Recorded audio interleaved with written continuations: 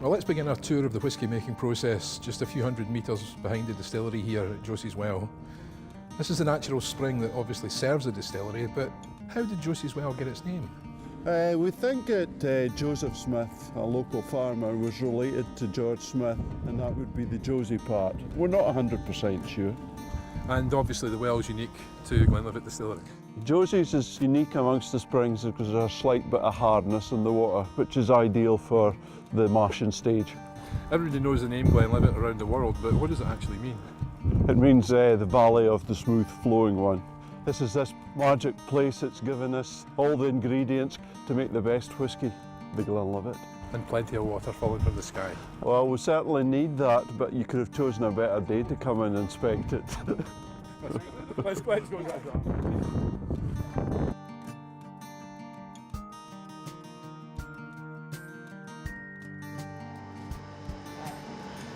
So here we are in the newer of the two still houses here at the distillery with 6 of the 14 stills that we have. Tell me, what happens in here? We marry the warm water from Josie's Well with the malted barley, and that process is a brewing process. We call it mashing, and we mash into the mash tun and extract a clear sugary liquid which we call sweet wort. It is fermented by yeast in the wooden fermenters to produce a beer called wash in distilling terms. We take it into the wash stills where we will extract the alcohol from the beer. Every distillery has its own unique shape and size of still.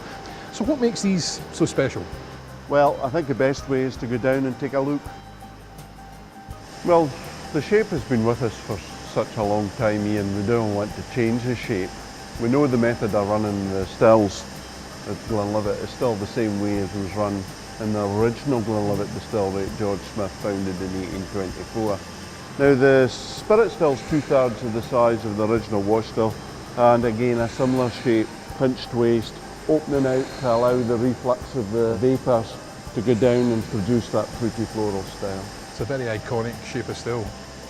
Yeah, that shape's synonymous to the Glenlivet. So with the second distillation, that's split into 3 parts? Yes, well the first distillation yields the low wine. The low wine is charged, that means it's put in the spirit still. And the spirit still is different because we can fraction it. The heads flow through here, we call them foreshot. The spirit, the heart, which after 3 years in oak will become the Glenlivet. And the faints, the weaker end runs, are run down here. Now the foreshots and faints are recovered and redistilled again in the next distillation. We're Scots, we never throw anything away. So how much of the second distillation does the heart take up? The heart's about 18 to 20% of the distillation. And as you say, 12 years down the line, then we have the Glenlivet that we know and see everywhere around the world. That's right.